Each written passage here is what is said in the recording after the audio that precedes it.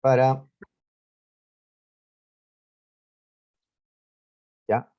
Vamos a seguir entonces estudiando la historia del mundo, la historia universal. Y el día de hoy tenemos dos temas, ¿ya? Vamos a empezar con el absolutismo monárquico y en segundo lugar la Revolución Inglesa, ¿ya? Para esto nos vamos a ubicar en Europa durante la Edad Moderna, siglos XVI, XVII hasta principios del XVIII. Estamos en ese tiempo, ¿ya? En plena Edad Moderna. Muy bien, así que muchachos, avancemos. A ver, vamos a empezar con el absolutismo monárquico o con las monarquías absolutistas, si lo prefieren. Ahí está. Hay una corona ahí en la pantalla para, digamos, representar el tema, porque hoy nos toca hablar de reyes, de reinos. Uh-huh. Me parece que a lo largo de la Edad Media no hemos destacado mucho a los reyes. Será porque en ese tiempo los reyes, pues, se habían debilitado. En cambio, ahora en la Edad Moderna, los reyes, pues, van a mostrar un poder enorme, van a adquirir un poder absoluto, como se dice, ¿no? La monarquía absolutista. Así es. Cuando vemos en la tele, pues, que una niña juega a ser reina, pues comienza a mandar a todos, ¿no? Tú haces esto, ¿no? Tú tal cosa. Está jugando a ser una reina absolutista. Eh, sí, pues, ¿ya? Actualmente, sin embargo, los reyes que existen ya no son así. Actualmente existen reyes, ¿sí? Sabemos que en España, en Inglaterra, Bélgica, los Países Bajos, etcétera, siguen habiendo reyes, monarquías, pero no son absolutistas. El absolutismo es algo que existió durante la Edad Moderna hasta principios de la Edad Contemporánea, pero el absolutismo ha sido, pues, eliminado, ¿no? Ha sido eliminado sobre todo por un conjunto de revoluciones que se hicieron, pues, en contra de este sistema. A estas revoluciones le vamos a llamar las revoluciones burguesas, siendo la primera de estas revoluciones la Revolución Inglesa, que vamos a tratar en un momento.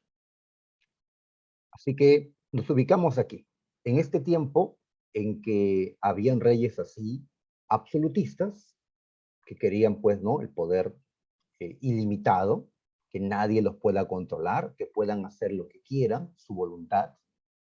Y luego vamos a empezar, pues, a ver cómo este sistema empieza su caída en Inglaterra, con una primera revolución que le cortó la cabeza a un rey, ¿ya? Una, pues, manera de expresar, ¿no?, que la gente terminó rechazando esta forma política de gobierno. Y en adelante, pues esto va a continuar en nuevas revoluciones, como en la famosa Revolución Francesa. Um, Muy bien. ¿Qué es esto del absolutismo monárquico o qué es una monarquía absolutista? A ver, decimos que el absolutismo monárquico fue, fue un régimen político, fue, ya que estoy asumiendo acá que ya no existen las monarquías absolutistas. Sin embargo, aún hay excepciones. Aún hay excepciones, ¿ya? Un caso que se resalta, por ejemplo, es en un diminuto estado que se encuentra en Europa, la llamada Ciudad del Vaticano, que tiene a un jefe, pues, que a quien no se le puede limitar, digamos, porque eh, los católicos consideran que él representa a Dios.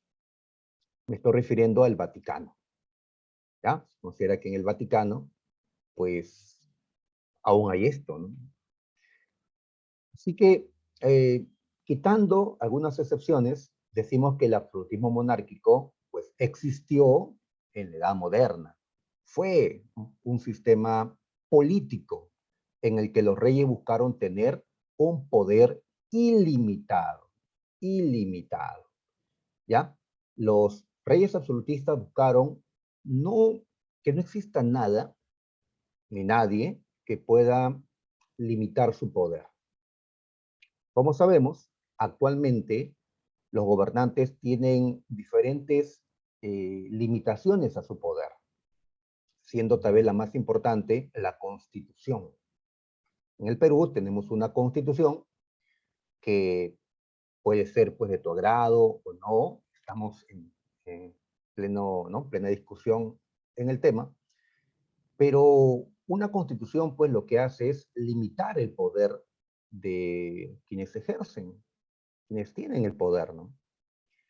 Estableciendo pues ya hasta dónde son sus funciones del presidente, del Congreso, en el caso pues de ellos, de los reyes.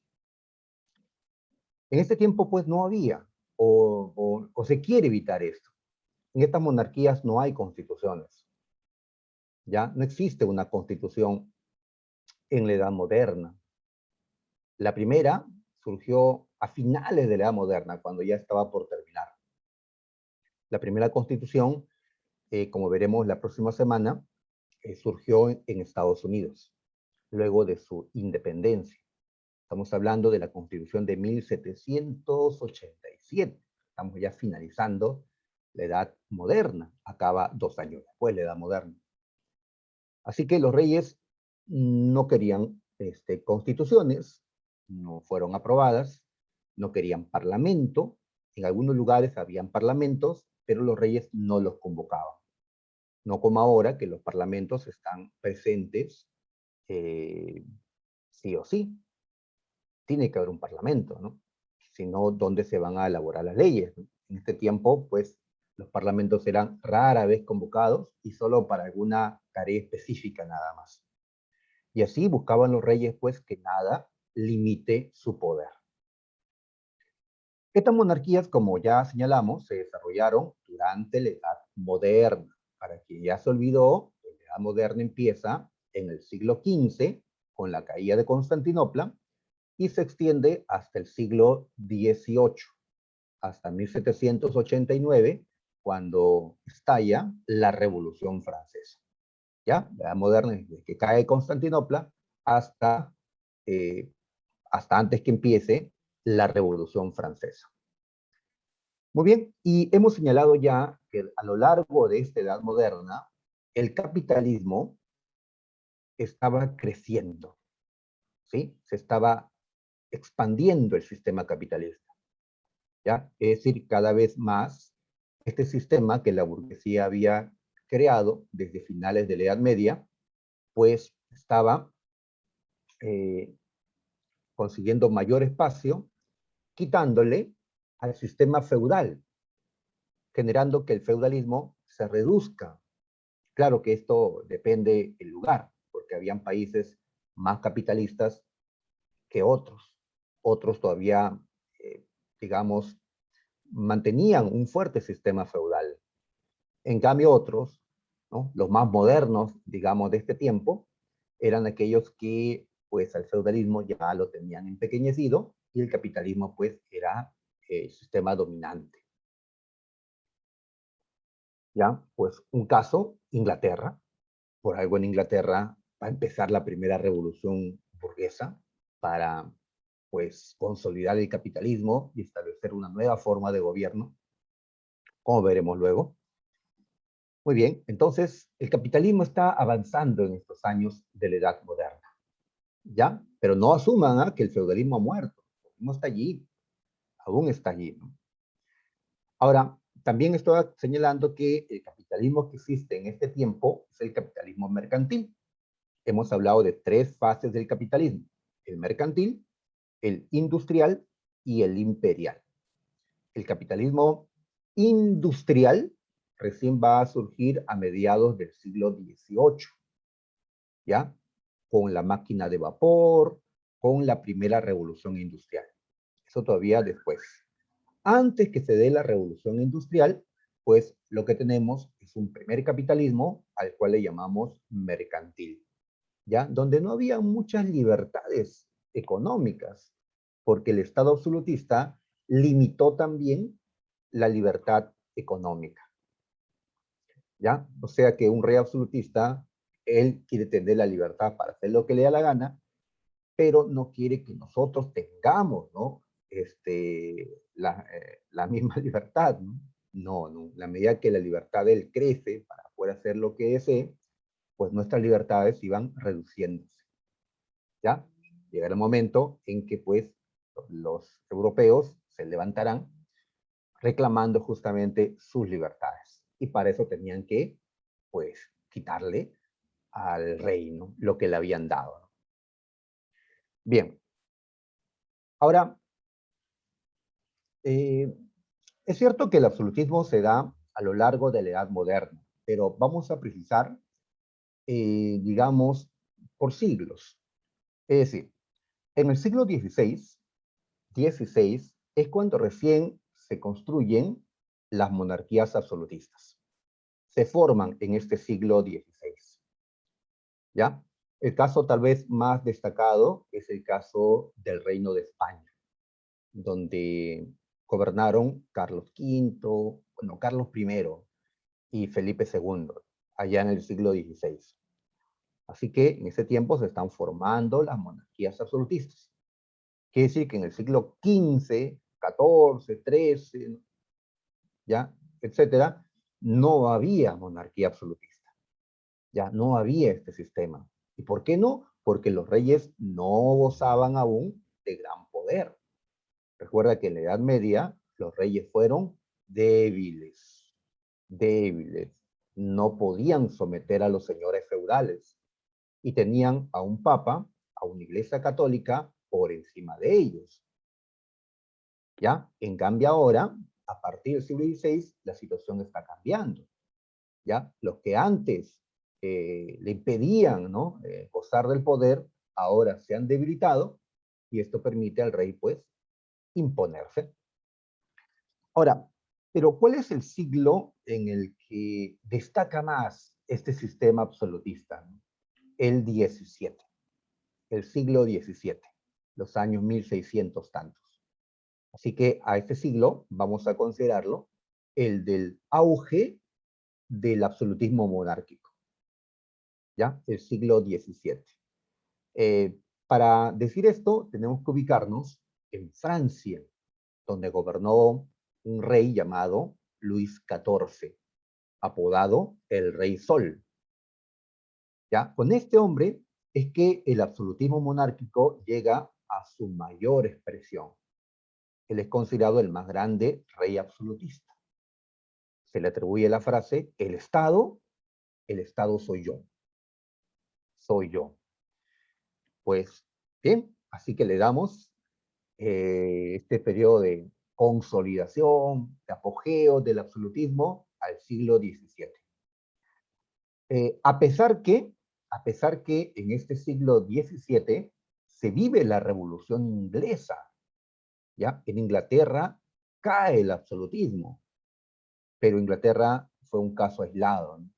Porque el resto de Europa, me refiero, ¿no? A Francia, España, a Rusia, a Austria, a Prusia, a Portugal, etcétera, pues en esos reinos y otros, pues se consolidó en el siglo XVII la monarquía absolutista, ¿ya? Y especialmente Francia, que fue el modelo, digamos, de monarquía absolutista en este tiempo.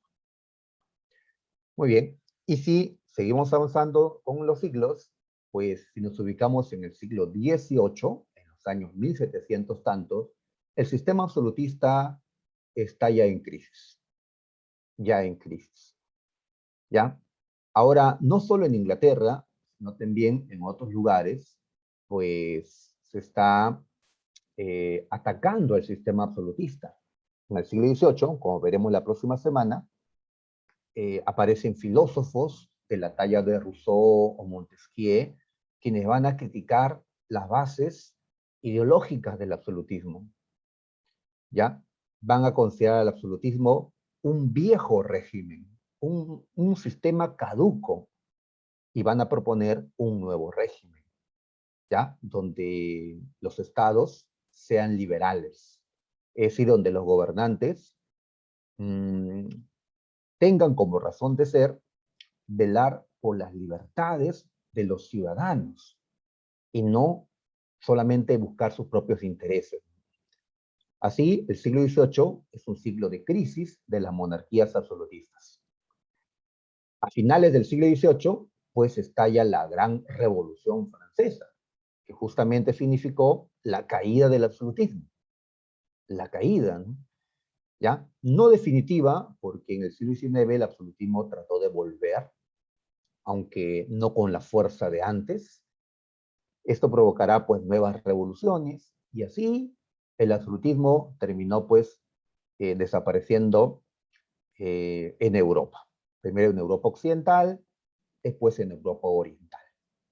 ¿Cuál fue el último país absolutista que tuvo Europa?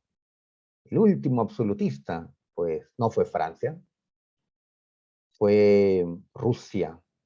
Rusia, quien recién para 1917, pues cae su absolutismo, gracias a lo que estudiaremos después, la Revolución Rusa, ¿ya? Cuando cayó el último zar, el último emperador, Nicolás II. Muy bien, entonces estamos viendo lo que pasaba con el absolutismo a lo largo de estos siglos, ¿ya? Muy bien, así que si te hablan pues sobre el apogeo del absolutismo, pues tienes que ubicarte en el siglo XVII, ¿ya? Debido a que en ese tiempo vivió el rey Sol, el rey Luis XIV de Francia. Origen. Esta ha sido pregunta de admisión de la Universidad de San Marcos. Es decir, si en tiempo de la Edad Media los reyes eran débiles, ¿por qué ahora hablamos de reyes todopoderosos? ¿Qué ha pasado en el tránsito de la Edad Media a la Edad Moderna? ¿Qué ha pasado? Pues lo que ha pasado es que el poder de los rivales de los reyes ha disminuido y cada vez más. Y esto le permitió al rey, ¿ya? Pues imponerse. Decíamos que en tiempos del medioevo o de la época feudal, la nobleza había igualado en poder a la realeza, ¿sí? Estaban empatados.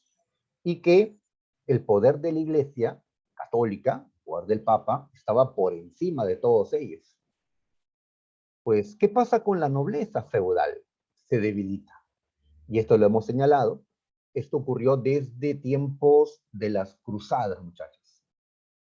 ¿Sí? De tiempo de las cruzadas, pues el sistema feudal fue decayendo, ¿ya? Y así crece el capitalismo, decae más, ¿no? Las ciudades, los negocios, ¿no? Pues el feudalismo era un sistema que pues era cada vez más desplazado por el capitalismo, pero se negaba a morir, ¿ya? El feudalismo no murió, ¿ya? Pero ya no tenía pues la fuerza de antes. Los nobles van a terminar siendo sometidos al poder de los reyes. Muy bien. ¿Y qué pasó con la Iglesia Católica? Pues recordemos lo que estudiamos la semana pasada. ¿Qué hemos estudiado? ¿Mm? La Reforma Protestante. ¿Y qué dijimos? Que miles y miles, digamos, la mitad de los europeos de la zona occidental abandonaron a la Iglesia Católica, ¿ya? Y pasaron a integrar otras iglesias, las protestantes. Y así la Iglesia Católica, los fieles, perdió ingresos porque ahora muchos diezmos pues se perdieron, perdió poder, ¿sí? Los papas ya no pueden pues mandar sobre los gobernantes, sobre los reyes. Así, la Iglesia Católica había sido fuertemente golpeada en el siglo XVI, ya con la Reforma Protestante. Eso no significa que la Iglesia Católica ya no tenga poder, ya no tenga riqueza, lo tiene, solo que, pues, disminuido. en comparación a antes de la reforma. ¿Ya? Muy bien. Entonces, ¿qué decimos? Que para que se forme el absolutismo monárquico, esos poderes feudales, ¿no? Medievales, tuvieron que decaer, ¿ya? Como una balanza, pues, ¿no? Entonces, para que el poder del rey suba, o ¿cómo se hace? Jueguito de sub y baja, para que el poder del rey pueda subir, los otros tenían que bajar. ¿Quiénes otros? Pues la nobleza feudal, ¿ya? ¿Quién más? Pues la Iglesia Católica, ¿ya? Ahí están. Y, profe, y la burguesía y las ciudades, ellos también se debilitaron para que los reyes puedan tener poder. No, aquí más bien pasa lo contrario, ¿ya? Se da paralelo el crecimiento de la burguesía, el capitalismo, de las ciudades o burgos, y el crecimiento del poder de los reyes, de las monarquías, ¿ya? Inclusive podemos hablar, vamos a ponerlo, de una alianza entre la burguesía, ¿ya? Capitalistas y los reyes. ¿Así? ¿Una alianza? ¿Por qué? ¿Cómo? Ah, lo que ocurre es que tenían a los mismos enemigos, o entre comillas, ¿no? No necesariamente lo eran, sino que había un conflicto de intereses económicos, ¿no? Por ejemplo, en el caso de la burguesía, recuerden que la burguesía surgió en las ciudades y las ciudades inicialmente estaban bajo el control de los señores feudales. Así que lo que querían los burgueses era autonomía para sus ciudades, romper con el control de los señores feudales. Por eso los burgueses con quienes se unieron, las ciudades con quienes se unieron, con los reyes que estaban en lucha con los señores feudales, ¿ya? Para poder someterlos a su autoridad, para acabar con la autonomía feudal que habían tenido en la Edad Media. Entonces, si tenían al mismo enemigo, a la nobleza feudal, la burguesía, ¿ya? Y los reyes se dieron la mano, ¿ya? Una alianza entre ellos, por intereses en común, ¿ya? Interés en común, ¿ya? Así es. En este caso, la burguesía vio, pues, necesario apoyar a los reyes para poder debilitar aún más el sistema feudal y que el capitalismo crezca, las ciudades sean libres del poder feudal, y eso se consiguió, ¿ya? Ahora, ya más adelante, cuando los burgueses vieron que los reyes, pues, habían adquirido demasiado poder y que los burgueses no tenían nada de poder político, pues ya los burgueses dijeron, pues, bueno, ya es tiempo de reordenar las cosas y que nosotros tengamos el control político. Ya eso son las revoluciones burguesas. Pero inicialmente hubo una alianza entre la burguesía y los reyes. Muy bien. A ver, características. A ver, el centralismo. Así es. En la actualidad existe la separación de poderes, ¿ya? Pues existen tres poderes dentro del Estado: el ejecutivo, el que gobierna; el legislativo, el que crea las leyes; y el judicial, el que imparte justicia. Muy bien. En la Edad Moderna, estos tres poderes ya estaban en manos de una sola persona, el rey. ¿Ya? No había separación de poderes en la Edad Moderna.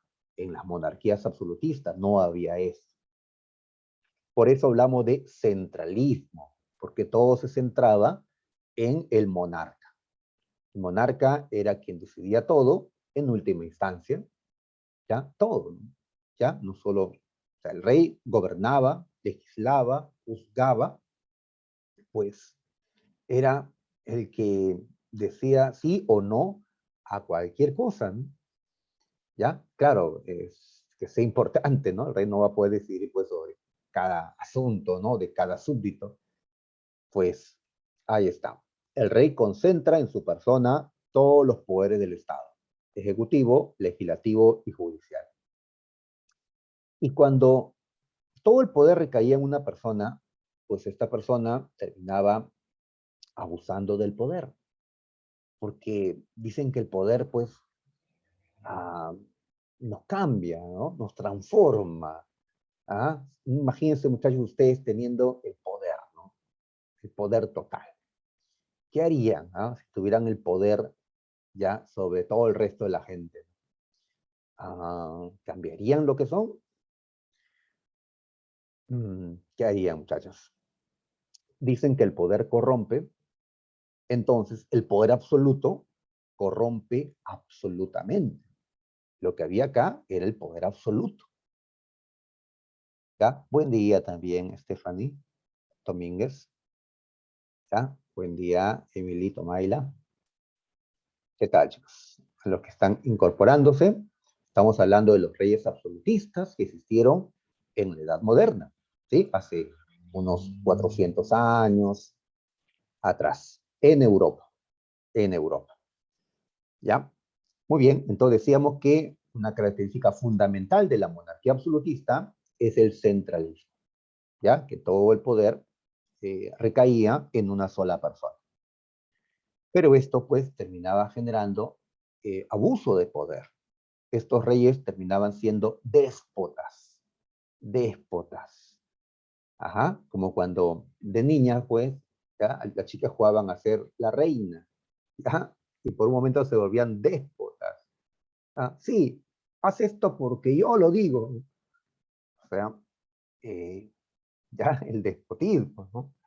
Si van a jugar, van a hacer que sus sobrinas jueguen pues a ser reinas, que jueguen a ser reinas de las monarquías que existen ahora, ¿no? De las monarquías constitucionales, donde los reyes no tienen poder, sino más bien se alinean a la ley, ¿no? Respetan las libertades, ¿no? Y no jugar a que son reyes absolutistas. ¿Ya? Muy bien. Otra característica es el providencialismo. Esto es un concepto eh, que nos dice que el poder de los reyes venía de Dios. ¿Ya? El poder tiene un origen divino, el derecho divino de los reyes.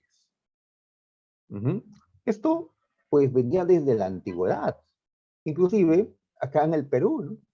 ¿De dónde provenía el poder de los incas? Pues, según las leyendas, Manco Cápac, pues Manco Cápac era hijo del sol, del dios Inti. El poder, su poder, pues, provenía de Dios, ¿no? Igual acá, ¿no? ¿Ya? Pero en este caso estamos hablando, pues, del Dios cristiano, ¿no? Bueno, del único Dios, ¿no? ¿No? Son creyentes. eh, y como Dios tiene un poder absoluto, lo que emana de él debe ser absoluto, el poder de los reyes. Muy bien. Entonces, en el providencialismo, ellos aceptaban que el poder provenía de Dios, que ellos eran reyes por voluntad de Dios. Dios los había puesto en ese lugar. ¿Mm? ¿Creen que Dios puso a Castillo en el Perú? Mañana empieza. Pues nosotros hoy decimos fue la gente, ¿ya? Bueno, pues eligió al que consideró el mal menor, digamos, eh, ¿ya? Por un poquito, y de esa manera, pues, acá, ¿no? Igual antes los presidentes que hemos tenido en todas partes. Pues nosotros hoy creemos que el poder viene de la gente, que es la gente que termina, pues, colocando a quien está allí. ¿Ya? Acá no, acá se dio la idea de que el poder venía de Dios. ¿Ya? Y por eso los reyes no rendían cuentas de sus actos a la gente, como ahora sí lo hacen, ¿no? Ahora sí lo hacen, ¿ya? Antes no. ¿Qué decía un rey? Que si Dios me puso acá, solamente a él le puedo rendir cuentas de lo que hago, ¿ya? Cuando muera y me encuentre con Dios, le diré por qué hice esto, por qué no lo hice lo otro, pero a la gente no tengo por qué rendirle cuentas, ¿ya? Ya que yo estoy aquí por voluntad de Dios, no de ellos. Así que pueblo, ustedes no tienen por qué pedirme cuentas de lo que hago. ¿Ya? Bien, es algo que pues se creyó en ese tiempo, en la edad moderna, ¿no? Se creyó. Claro, había gente que ya comenzaba a plantear, no, así no son las cosas. Ya a finales de la edad moderna, con personajes como John Locke o ya Rousseau y otros, pues se va a plantear un concepto distinto, que el poder emanaba del pueblo, la soberanía popular, ya que había un contrato entre la sociedad y los gobernantes, no que el poder venía de Dios, ¿no? Pero en este tiempo primó pues esta idea. Y la gente no podía rebelarse, no debía hacerlo, porque estarían rebelándose contra la voluntad de Dios, porque Dios los puso en este lugar a los reyes, ¿ya? Y si ustedes atentan contra esta decisión, están atentando contra Dios. En ese tiempo, pues, la gente era más creyente que ahora, pues, por temor a Dios, no se levantaban. No hubieron revoluciones, pues, al inicio, cuando se construyó esto, ¿no? Ya más adelante, ya la gente, pues, se atrevió a ir en contra de la monarquía, al considerar que en verdad no eran así las cosas. El poder no venía de Dios. Ahora más bien decimos frases como la voz del pueblo es la voz de Dios, ¿sí? Le hemos trasladado, ¿no? ¿No? Del lugar, ¿no? Que Dios está con el pueblo, ¿no? No con los reyes, ¿no? Muy bien. Entonces, de esa manera, ellos justificaban el poder absoluto que tenían los reyes, ¿ya? Señalando que el poder venía de Dios. Muy bien. A esto le llamamos providencialismo, ¿ah? Recuerda, una característica de la monarquía absolutista. Otra característica es el regalismo. Los reyes consideraban pues que su poder abarcaba todo, ya que su poder alcanzaba a todo. Llegaron a considerar que su poder también alcanzaba el ámbito religioso. No, no, no, no. Quien tiene el control de lo religioso es el Papa, es la iglesia o las iglesias que ya existen en Europa. Recuerden que no solo existe la iglesia católica en este tiempo, también están las iglesias protestantes. Ya, pero los reyes consideraron que su poder abarcaba también lo religioso. Y así los reyes van a entrometerse en los asuntos de la iglesia. Van a considerar que dentro de sus potestades estaba, por ejemplo, el de nombrar a los sacerdotes, ¿ya? Dentro de su reino, ¿no? ¿Ya? Muy bien. Entonces, a esta característica le llamamos regalismo, ¿ya? Pretensión de los reyes de controlar los asuntos de la iglesia, ¿ya? Ahí está, ¿no? Ahí está, el regalismo. Esta palabra vino en examen de admisión de la Universidad de San Marcos, pero ellos lo conceptuaron de otra manera. Ellos tomaron el regalismo como un equivalente, como un sinónimo, digamos, de absolutismo. Acá lo que estamos señalando es que el regalismo es una característica de la monarquía absolutista. No es, eh, no es un sinónimo, está dentro de lo que es el absolutismo. ¿Ya? Ahí está. Por supuesto, habían antirregalistas, gente de la iglesia que se oponía a esto. No, el Papa sigue teniendo el control total de los asuntos religiosos, ¿ya? En los reinos católicos, claro, ¿no? Los antirregalistas van a defender pues, los poderes del Papa. En cambio, los regalistas van a defender pues, los poderes del rey, ¿ya? Frente a los religiosos. ¿Recuerdas, historia del Perú, por qué echaron a los jesuitas del virreinato peruano? ¿Por qué los echaron? ¿Ah? Los jesuitas eran antirregalistas, defendían el poder del Papa sobre el rey. Así que el rey de España los echó, pues, ¿no? En el siglo XVIII con el rey Carlos III de España, ¿no? Muy bien, entonces tenemos esto. Por supuesto, hay resistencias de aquellos, pues, que están en contra, ¿no? La burguesía, como estaba señalando, al inicio apoyó esto, pero al final, pues, la burguesía terminará enfrentada, ¿no?, a las monarquías. Este esquemita, acá señalamos que el monarca ya es la cabeza y él podía, a ver, conformar un ejército permanente, que hasta ahora existen, ¿no? En el pasado no era así. Se conformaban ejércitos cuando había, pues, alguna guerra, alguna batalla, ¿no?, que enfrentar. No habían ejércitos permanentes, ¿ya? Además, no había un ejército, habían ejércitos. Cada señor feudal tenía su ejército, ¿ya? Podían unirse si al rey les ofrecía algo, ¿no?, provechoso, para, pues, un ejército ya de todo el reino, ¿no? Lo que ahora se busca es un ejército único, nacional, permanente, ¿no?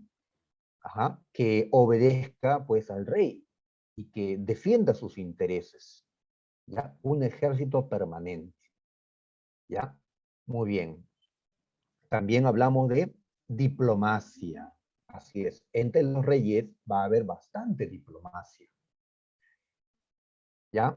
Con embajadores, ¿no? Con ministros de Relaciones Exteriores, bastante diplomacia porque, pues, esta época es de guerras constante entre reyes, pero no podías, pues, pelear contra todos, ¿no? Tenías que buscar aliados para vencer a tus enemigos. Así que a la hora de contratar o de conseguir alianzas, pues había que ser muy diplomático.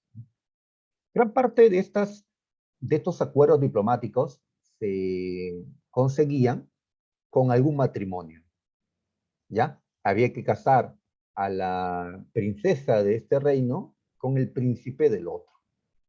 Una alianza matrimonial era la mejor fórmula para una alianza política, ¿ya? Así es, se casaban, ¿no? Hemos mencionado ya casos, ¿no? Cuando se casaron Isabel de Castilla y Fernando de Aragón para poder derrotar a los musulmanes y unir España, ¿no? Un matrimonio donde lo que primó no era el amor, ¿no?, sino, pues, la política, ¿sí? A ese nivel de la realeza, pues ellos se casaban, y la nobleza también, se casaban por cuestiones políticas, no por amor, ¿no? ¿Ya? Lo romántico es posterior, ¿no? Acá había un poco de romanticismo, pues, en este tiempo. Ahí está, ¿ya?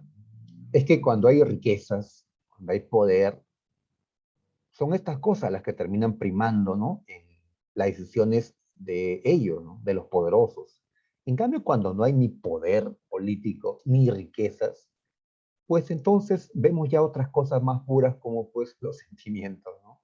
Así que donde había más sentimientos, pues, entre la gente, pues, humilde, pues, bueno, pues no tenían las cosas materiales que tenían los otros, ¿no?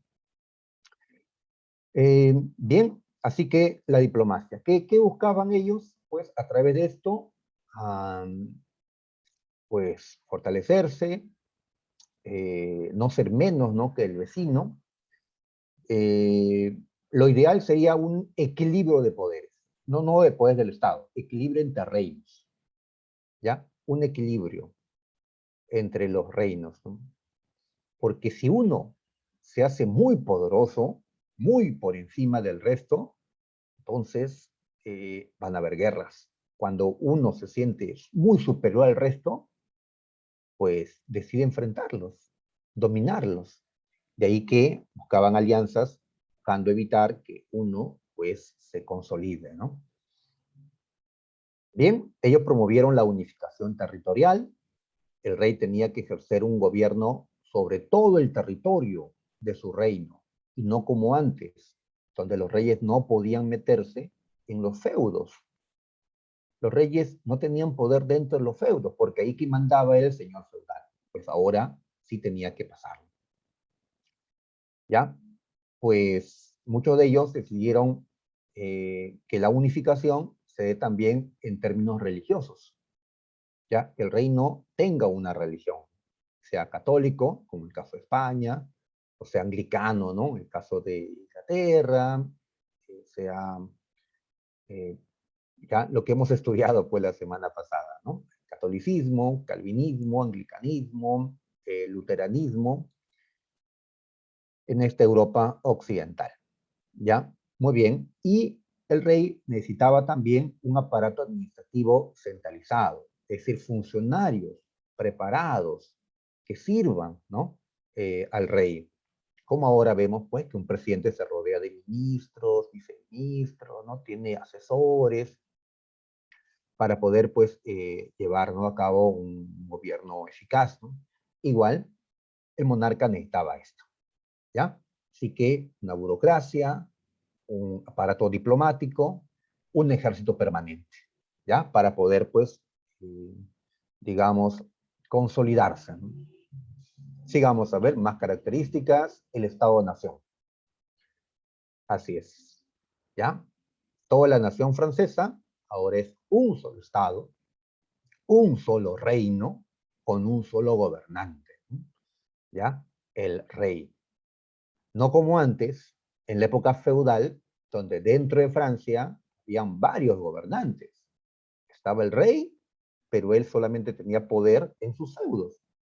Y en los otros feudos de Francia tenían poder pues los señores feudales, condes, duques, marqueses, ¿ya? Cuando habían varios poderes, a eso le hemos llamado poliarquía.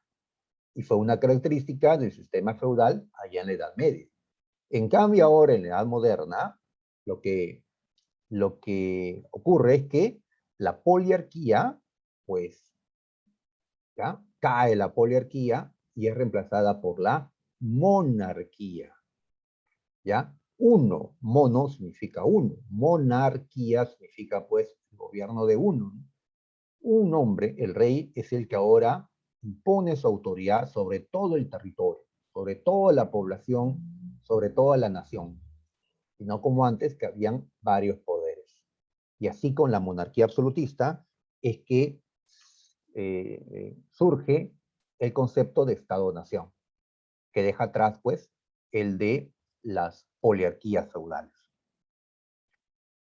Muy bien, lo malo para el pueblo, para la gente, era que ellos no participaban en el gobierno, ¿ya? No como ahora, que hay la posibilidad de llegar al poder.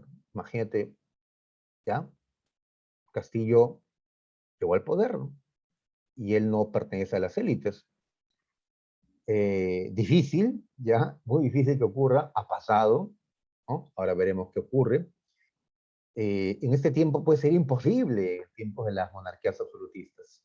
Todos los que integraban el tercer estamento, es decir, el sector bajo de la sociedad, estaban totalmente excluidos de la política. No había votación, elecciones, no había manera de asumir cargos de gobierno por parte de los que estaban abajo. ¿Quiénes sí podían asumir cargos? ¿No? En los ministerios, eh, pues gente del alto clero, ¿sí? O sea, eh, sacerdotes pues de jerarquía, en Inglaterra, en España, ¿no? Por ejemplo, o nobles, nobles, ¿ya? Condes, marqueses, eran llamados pues a ocupar esos puestos, ¿no? Junto al rey. En cambio, pues, los burgueses no, ¿ya? Y menos pues los campesinos y la gente pobre de las ciudades, ellos no. Había exclusión política del pueblo. Ya no existe para nada lo que hoy llamamos pues democracia, para nada. Por eso las revoluciones, ¿qué es lo que van a buscar? Terminar con esta exclusión, ¿ya? Que la gente común no sean considerados meros súbditos, que solo obedecen. No, deben ser considerados ciudadanos, es decir, gente con obligaciones, por supuesto, pero también con derechos. Era necesario que se reconozcan los derechos de las personas, ¿ya? Pues poco a poco se va a ir construyendo la ciudadanía. Esto había existido en la antigüedad, ¿recuerdan? Los griegos ya tenían nociones de ciudadanía, ¿ya? En Atenas hemos hablado pues los ciudadanos, ¿no? Que iban a las asambleas, que elegían, que votaban, cuando nació la democracia en la antigua Grecia. En Roma continuó el concepto de la ciudadanía, ¿ya? También los romanos iban a asambleas. eh, ya con la caída de Roma, cayó también esto de la ciudadanía. Y ahora, en la Edad Moderna, a finales, se va a buscar, ¿no? Restablecer esto de la ciudadanía, que ahora nosotros, pues, tenemos, ¿no? En la edad contemporánea, ¿ya? Yo soy un ciudadano peruano, pues, ¿ya? Y ustedes también, ¿ya? Si es que ya cumplieron 18 años, si no, pues falta poquito. Muy bien. Entonces, en ese tiempo la población estaba excluida, ¿ya?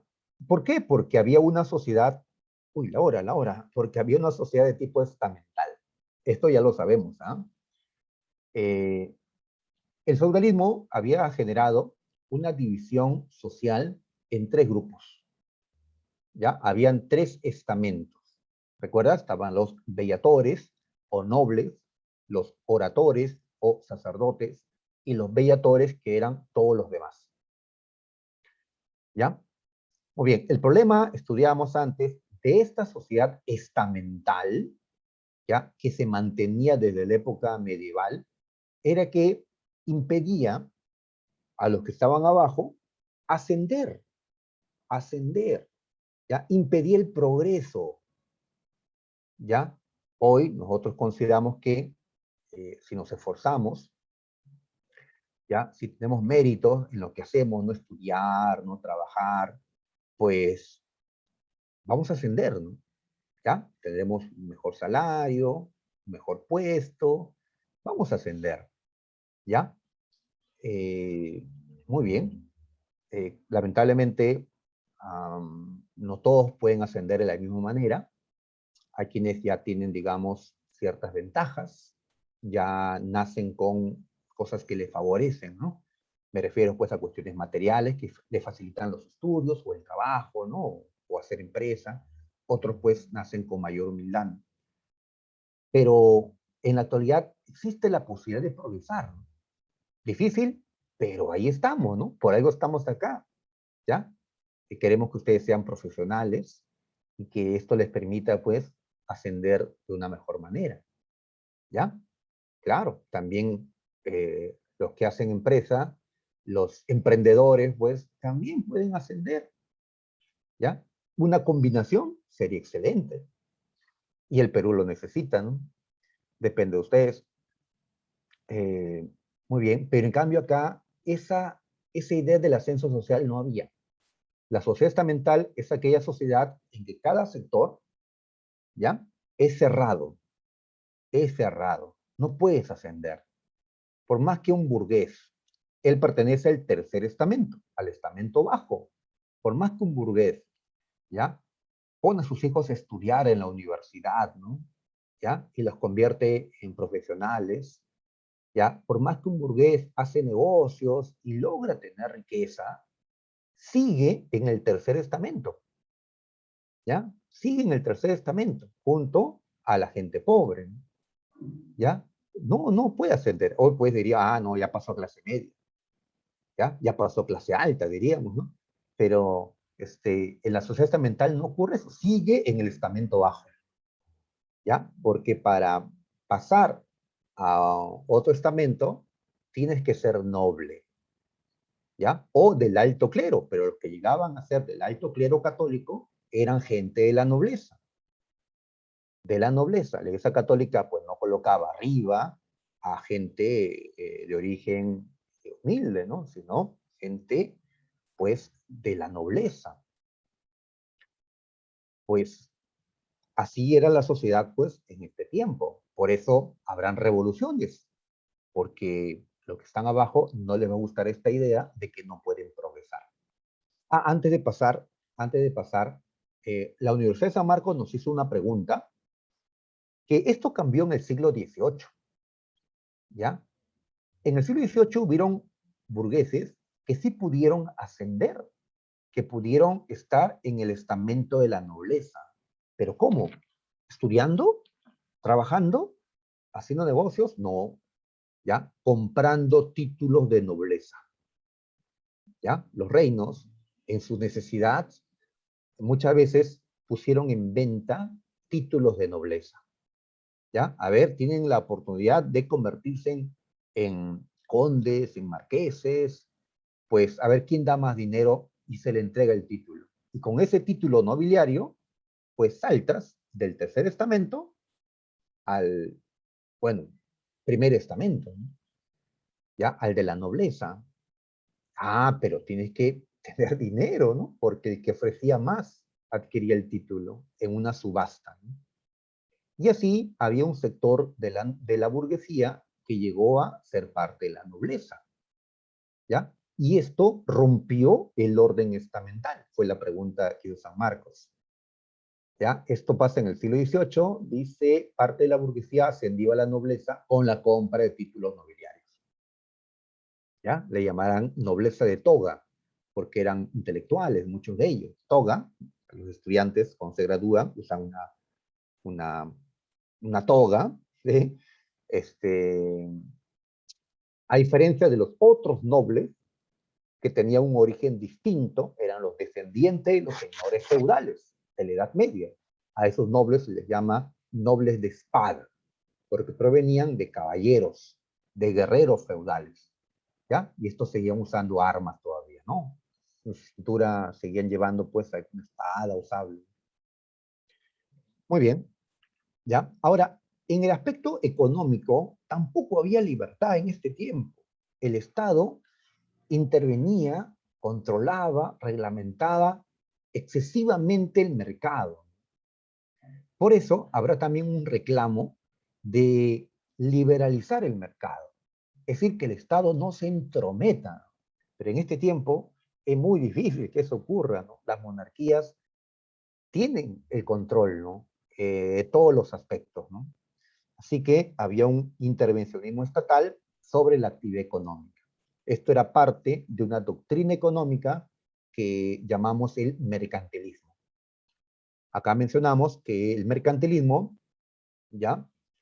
Es una doctrina económica que el Estado absolutista desarrolló en Europa en este tiempo.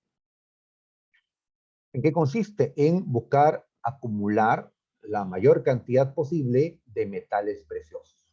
Oro, plata. Así es. ¿Ya? Y para eso necesitamos buscar una balanza comercial favorable. ¿Y cómo hacemos eso? Pues cada vez exportando más y importando menos. ¿Ya? Disculpen que este,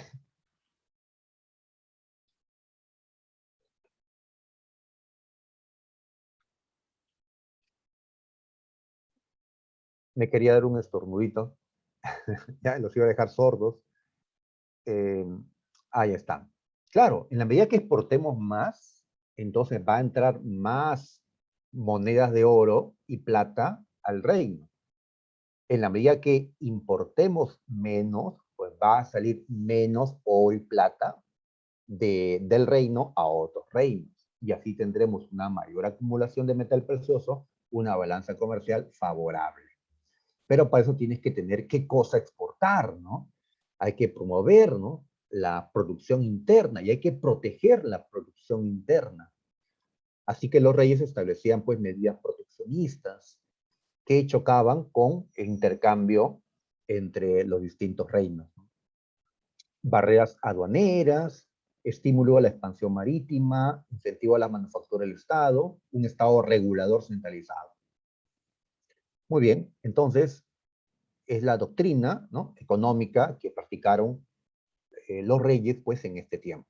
En contra de la doctrina mercantilista, pues como eh, habrán estudiado en economía y como lo mencionaremos también nosotros la próxima semana, surgirán pues otras doctrinas como la fisiocracia o sobre todo la escuela clásica, la escuela liberal de Adam Smith, ¿sí? Que va a decir, no, el Estado debe intervenir en lo mínimo.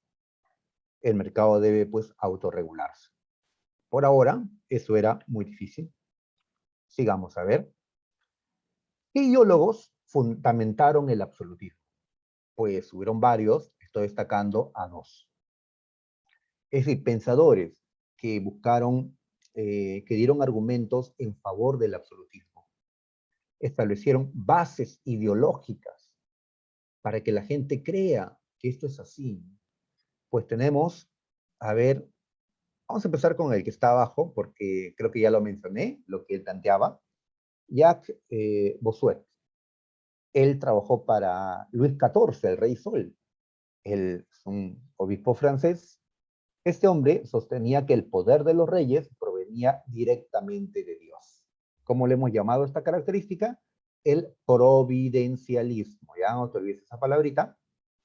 El providencialismo. ¿Ya? El poder viene de la providencia, que es Dios, ¿no?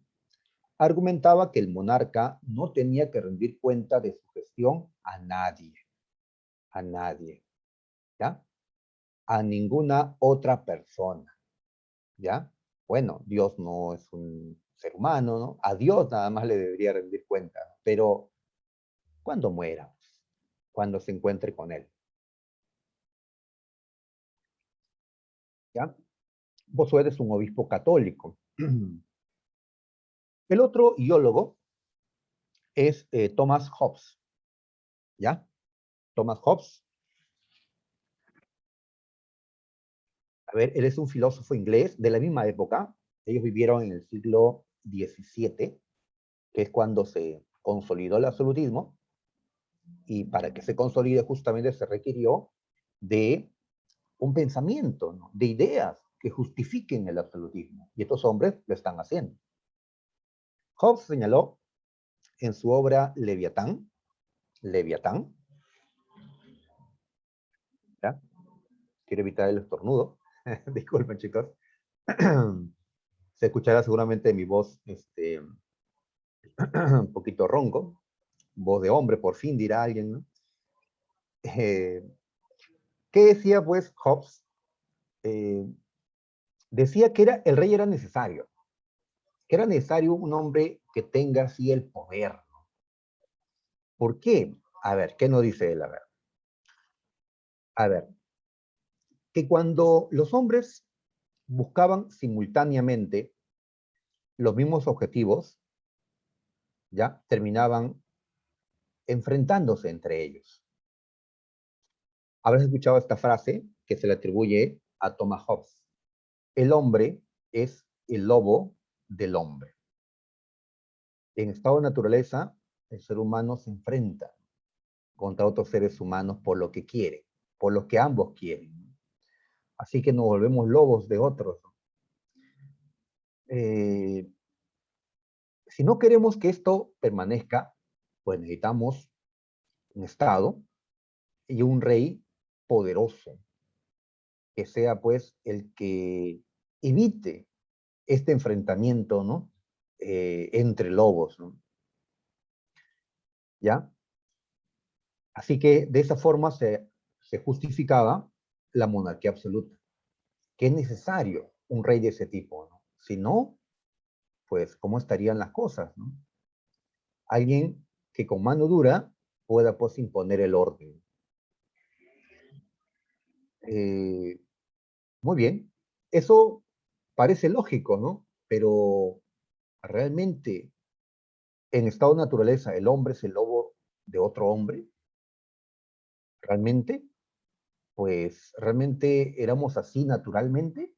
Más adelante Rousseau dirá otras ideas, como que no, el hombre nace bueno, ¿ya? Pero es la sociedad lo que lo corrompe.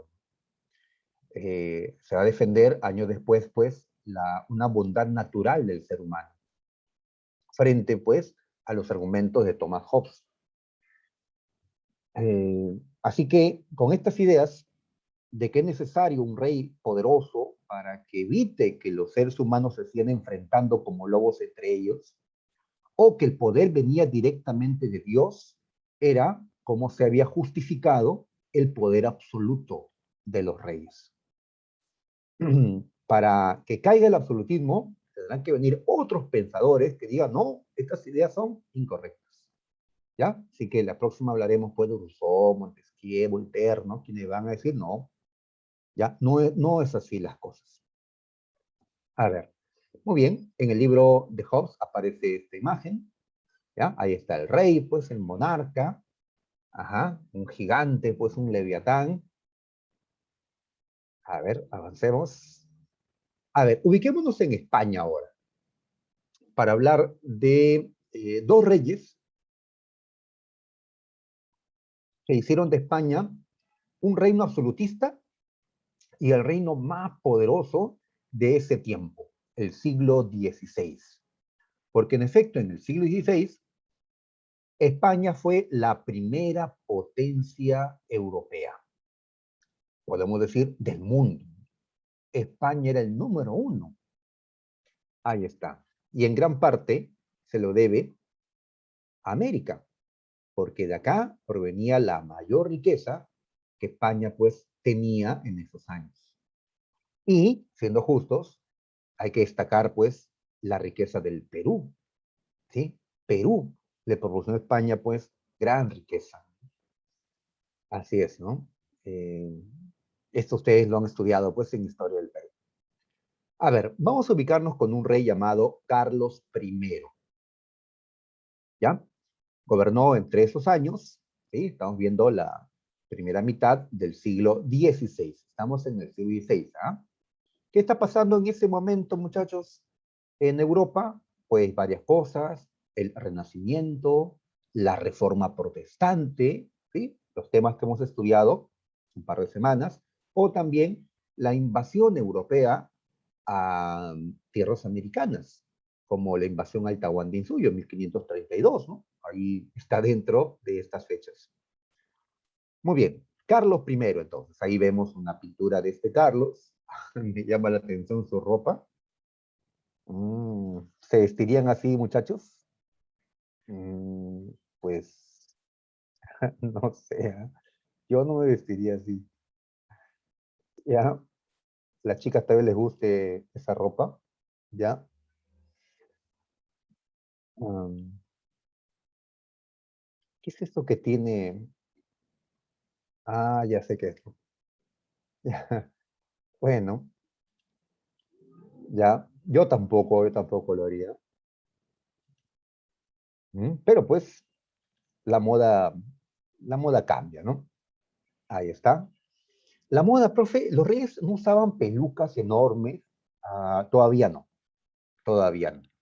¿ya? Lo van a hacer poco después, desde el siglo XVII, porque esto lo puso de moda, la peluca, lo puso de moda un rey llamado Luis XIV, ¿ya? Como vemos, pues, en ese tiempo aún no estaba la moda, esas pelucas frondosas, pues, que vemos ¿no? La pintura de los reyes.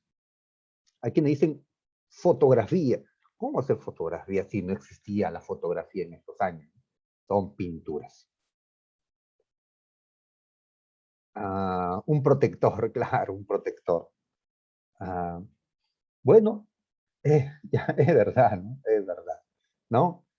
Claro, imagínate de acá a unos años van a ver nuestras fotos, van a decir, mire, ese que se llamaba Juan Yucra, que vivió en el año 2021, mira cómo se vestía, ¿no? Esa manera de vestir. ¿Qué cosa utilizarán pues de acá 500 años, ¿no? Si es que aún está el género humano existiendo, por supuesto, ¿no? Que una guerra termonuclear podría acabar con el género humano. Ojalá eso nunca ocurra, ¿no? Y si ocurre, ojalá ya tengamos la tecnología para habitar otros mundos. Si es que la Tierra llega a contaminarse de tal manera que es imposible seguir viviendo acá. Creo que he visto muchas películas, ¿ya? Es posible, es posible. ¿Quién era este Carlos I? Pues era nieto de los reyes católicos. ¿Recuerdas? Isabel de Castilla y Fernando Aragón, los que habían unido los reinos españoles. Muy bien, los reyes católicos tuvieron varios hijos.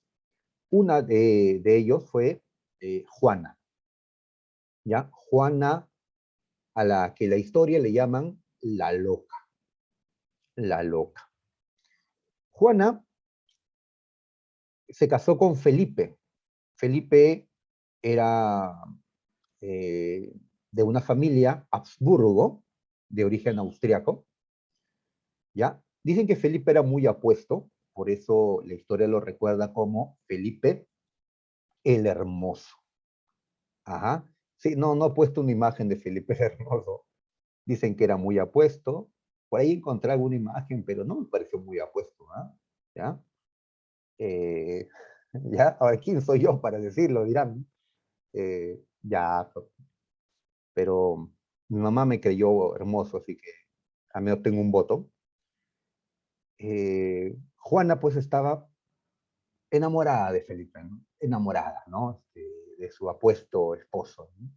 Que a pesar que él era infiel, pues ella pues quería a su príncipe, ¿no?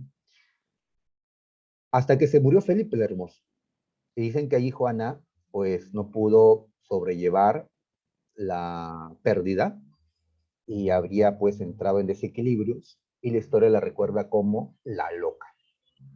Esto de la locura, que puede haber sido exagerado, impidió que Juana se convierta en la reina de España, ¿ya? Era la reina madre, pero ella no reinaba. ¿Quién reinó? Su hijo. ¿Quién era su hijo? Carlos I, ¿ya? Hijo de Juana y de Felipe. Un loco hermoso era este Carlos I entonces, ¿no? Rey de España, ¿ya? Muy bien. Entonces, él es el que asume, va a tener pues un reinado de 40 años, como vemos, y él es el que construye una España rica, ¿no? Poderosa. O tiene la suerte, en todo caso, de que en este tiempo España logró construir un enorme imperio colonial. Ahora, como Carlos tenía como padre a un Habsburgo, ¿ya? Porque la familia, ¿no? Por el lado de su padre, era la familia Habsburgo, que provenía de Austria. En cambio, por el lado de su madre, era la familia Trastámara, ¿ya? Los reyes católicos son trastámaras. Pues entonces decimos que este Carlos es el primer rey Habsburgo, ya que este, eh, tiene el apellido pues, de su padre, ¿no? Habsburgo. Es el que inicia la dinastía Habsburgo en España. Muy bien. Y así habrán hasta 10 reyes Habsburgo hasta el año 1700. Muy bien. Ahora, este hombre no solo es rey de España, también se convirtió en el emperador de Alemania. Pensar que a los 16 años, como varios de ustedes, él ya era rey de España. Chicos, lo que tiene 16 o 17, 18, consideran que están preparados para gobernar un país y no un país pequeño, ¿no? O sino un país grande como era Francia, ¿no? Ya, pues un joven rey, ¿no? Sí, pues inclusive, ¿no? Gente mayor, pues, ¿no? ¿No? De mi edad, ¿no? O más. Inclusive no le encontramos la preparación. Muchos consideran que Castillo no está preparado para gobernar, que tal vez si iba a gobernar, lo hubiera hecho de acá 5 años, 5 años de preparación. Ah, entonces, él era rey joven, pues, en España. A los 19 ganó la elección en Alemania. Alemania en ese tiempo era un imperio conocido como el Sacro Imperio Romano Germánico, SIRG, ¿ya? Ahí con sus iniciales. Este imperio no era heredable, ¿ya? No se heredaba, sino que habían unos príncipes electores dentro del imperio alemán y esos príncipes elegían al siguiente emperador cuando el anterior abdicaba o moría, ¿ya? Muy bien, y acá pues corría dinero, ¿no? Influencias, presión, ¿no? Para que esos príncipes electores nombren a tal candidato y no al otro. Las elecciones lo hacían esos príncipes, eran 7, ¿ya? No lo hacía la gente, el pueblo, no había pues democracia en estos años, ¿no? Así que dicen que Carlos pues metió mucha plata para que lo elijan a él.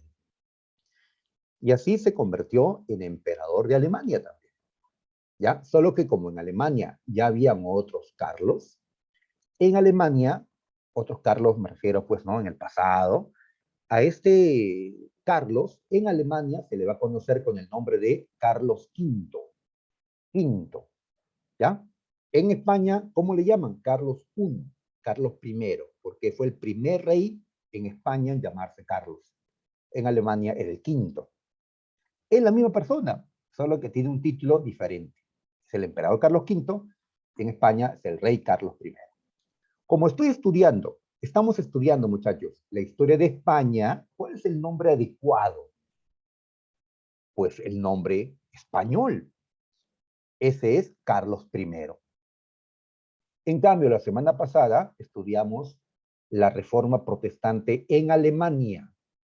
¿Y cómo le habíamos llamado al emperador de Alemania la semana pasada? Carlos V. Es el mismo hombre, ¿no? Solo que como estamos en Alemania, el nombre correcto es Carlos V. No es correcto decir, pues, el rey español Carlos V, porque en la historia de España no ha existido un rey que se llame Carlos V. El nombre verdadero en España era Carlos I. ¿Ya? Ah, pero es que así es más famoso, es cierto, ¿no? El nombre Carlos V es más famoso, porque indica que no es solo rey de España, es emperador también de Alemania. ¿Ya? Claro. Yo me voy a quedar con Carlos I, ¿ya? Carlos I de Habsburgo. Ahí está. Aparte que él también fue rey de otros lugares, Países Bajos, ¿sí? Lo que hoy es pues Holanda, Bélgica. También de gran parte de Italia, como Milán, que está al norte de Italia, Nápoles, que está al sur de Italia. Así que tenía extensos territorios en el continente europeo. Un imperio tenía este Carlos, un rey en distintos lugares de Europa. Aparte que durante su reinado se construyó el imperio colonial español ya en América. Desde México, convertido en un virreinato, una vez que derrotaron a los aztecas, y pues el virreinato del Perú, ¿sí? Primero gobernaciones, luego el virreinato, pues ya tenía el control de un enorme territorio americano, ¿ya? Y esto será pues la base del poder de España. No solo el oro que saqueó de acá, ¿no? Y la plata que va a obtener en las minas, sino los tributos y el monopolio comercial, que era en beneficio de España, ¿no? Historia del Perú, muchachos, porque nuestra riqueza llegaba a España a un precio barato. En cambio, los productos de España llegaban acá a un precio caro.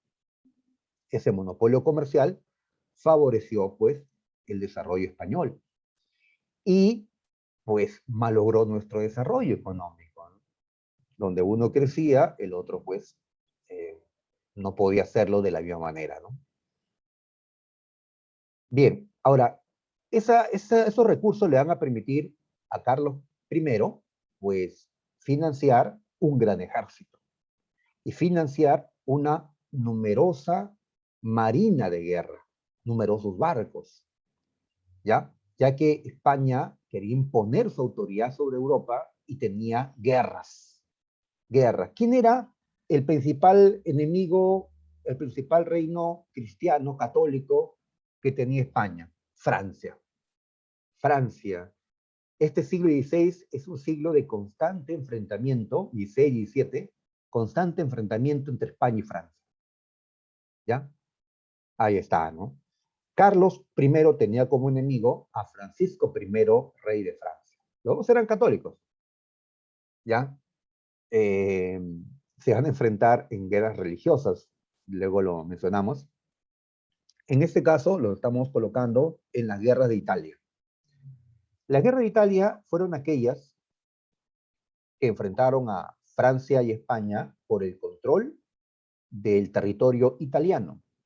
¿Recuerdas las ciudades ricas que mencionábamos antes? De Florencia, de Génova, de Venecia.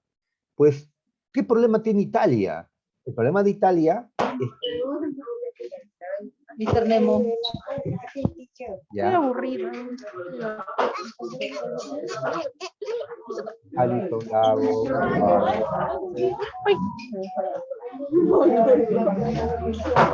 Ay. Ya está. A ver, le decía que el problema de los italianos era que ellos se habían mantenido divididos. Es decir, cada ciudad era independiente. Cada ciudad tenía su propio príncipe. O en el sur había monarcas. Pero no había una Italia, un reino italiano que pueda, pues, defender su integridad frente a Francia, frente a otros. No había, ¿no? Por eso, pues, Francia y España buscaron dominarlos, ya que tenían la fuerza, tenían la unidad, cosa que no tenían los italianos. Y así se dieron estas guerras. ¿Quién gana las guerras de Italia? Lo gana España. ¿Ya? El rey Carlos I derrota a Francisco I. Y así se queda con Milán. ¿Ya? Muy bien. Entonces, ahí está, ¿no? La victoria de este monarca. Otro enemigo, pero ya no cristiano, sino musulmán, eran los turcos. ¿Ustedes recuerdan? El imperio turco fuerte luego de la caída de Constantinopla. ¿Ya? Eso ocurrió en el siglo XV. En este siglo XVI, los turcos querían seguir expandiéndose por el Mediterráneo. ¿Ya? Así que los españoles irán pues para detener a esos turcos. ¿Ya? Ahí están luchando entonces. Así que habían diferentes guerras que tenían ocupado a este monarca. También habían problemas en Alemania, lo que estudiamos la semana pasada, los protestantes. ¿Ya? Eh, Martín Lutero había iniciado un movimiento protestante en Alemania. Muchos príncipes se volvieron luteranos y así Carlos tuvo que enfrentarlos para buscar la unidad católica en Alemania, cosa que no lo consiguió, como dijimos la semana anterior. Al menos va a conseguir que España sí se mantenga católica. Aquí, en este mapa, estoy colocando las tierras donde era rey Carlos I o Carlos V.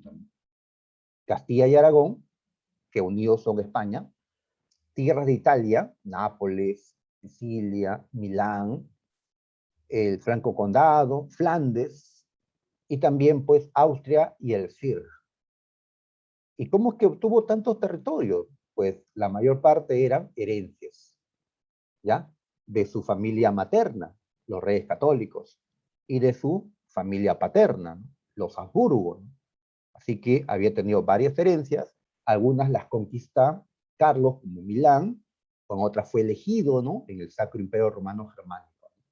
Y así, pues, llegó a acumular diversos territorios en Europa.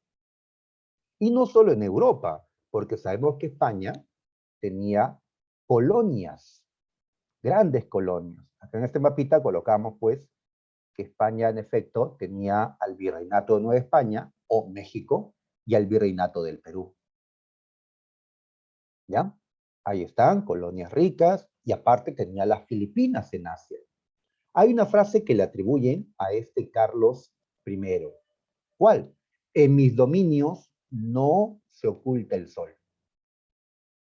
¿Cómo que el sol, el sol se oculta para todos? Llega la noche a todos. No, porque el sol está alumbrando mis dominios en Europa, después mis dominios en América, mis dominios en Asia. El sol siempre alumbra una parte de mi imperio. Una frase que tal vez no lo dijo, pero le atribuyen pues a este Carlos I. En mis dominios o imperio no se oculta el sol. ¿Ya? Una frase que representa los tantos territorios que tenía España en esos años. Para 1556, un ya envejecido Carlos I le entrega su trono a su hijo Felipe II. ¿Ya? Felipe II entonces se convierte en rey de España en la segunda mitad del siglo XVI. Ahí está Felipe. ¿Ya? Sigue sin gustarme su manera de vestir. ese pantaloncito corto como que, ya, ajá. En ese tiempo, la moda era usar pantalón corto. Ah, está mejor que el anterior. Sí, claro, sí está mejor que el anterior. Ya, todavía tiene ese protector, ¿no? Ya, vale, vale, porque los varones sabemos que es necesario, pues, un protector. Eh, no estaba de moda el pantalón, ¿no? El pantalón es algo que recién se pone de moda con la Revolución Francesa, ¿no? Finales del siglo XVIII, ¿no? Pantalón, ¿no? En ese tiempo mostrábamos las piernas, con medias, pero mostrábamos las piernas, ¿no? Los varones, las mujeres no, las mujeres tenían que usar vestidos largos, y hasta los tobillos, ¿no? Hasta los pies, ¿no? El varón era el que mostraba las piernas en ese tiempo, curiosamente, ¿no? Eh, ya, seguridad al 100%, ¿ya? Sí, pues, muy bien, ahí está Felipe entonces. Heredó de su padre, Carlos I, casi todo su imperio, excepto el Sacro Imperio Romano Germánico, porque este no era heredable, hemos dicho. Uno tenía que ganar la elección. Y en este caso, Felipe, pues, no fue el que ganó la elección. Y tampoco Austria, porque Austria, Carlos I le entregó Austria a un hermano, no a su hijo. Entonces ahí dirá, entonces Felipe pues tenía menos territorios que Carlos. Ya, aparentemente sí. Pero ¿qué pasa luego? Por acá lo he puesto, ¿dónde está? Uy, acá al final. Felipe II no fue rey de España y Alemania, como su padre, pero sí fue rey de España y de Portugal al mismo tiempo. Cuando hubo un vacío en la política portuguesa, él exigió pues la corona porque él era también medio portugués. ¿Quién era la madre de Felipe II? Era una princesa de Portugal, Isabel de Portugal, que se había casado con Carlos I de España. Recuerden, chicos, en Historia del Perú, cuando Francisco Pizarro viaja a España a pedir apoyo para su tercer viaje, ¿con quién se entrevistó Francisco Pizarro? ¿Ah? No, no estaba Carlos I, estaba su esposa Isabel de Portugal. Entonces, este Felipe, pues era también portugués, por su madre, ¿no? Por el lado de su madre, tiene una familia portuguesa. Recuerden las alianzas matrimoniales, ¿no? Pues logró entonces, con la influencia que tenía este rey, que le entreguen la corona portuguesa. Y así se unió el imperio colonial español y el imperio colonial portugués. Perú con Brasil, ¿no? América con la India, se unían porque un mismo hombre era rey de España y Portugal. ¿Ya? Esto hizo de Felipe un rey muy poderoso. Se considera que fue el rey más poderoso que tuvo España, hasta más que su padre Carlos I, ya que en su tiempo se consolidó el dominio español en Hispanoamérica. El virreinato peruano, por ejemplo, se consolidó. ¿Ya? Felipe había enviado a Perú a un virrey llamado Francisco de Toledo, ¿sí? Seguramente lo conoces, Toledo, quien fue el que hizo unas reformas que consolidaron el régimen virreinal en el Perú. Felipe apoyó la contrarreforma, es decir, defiende a la Iglesia Católica frente al protestantismo. España fue el reino que más defendió a la Iglesia Católica. Felipe II fortaleció la Inquisición. Abrió una Inquisición inclusive acá, en Lima, en la época del virrey Toledo. Felipe logró vencer a los turcos en el Mediterráneo, logró echarlos del mar Mediterráneo. La Armada Española, muy numerosa, conocida como la Armada Invencible, logró derrotar a los turcos en el combate de Lepanto. Lepanto, ¿ya? ¿A quién se le conoce como el Manco de Lepanto? El Manco de Lepanto. Pues a un escritor español ya, mucho demora en llegar a la respuesta, muchachos. Eh,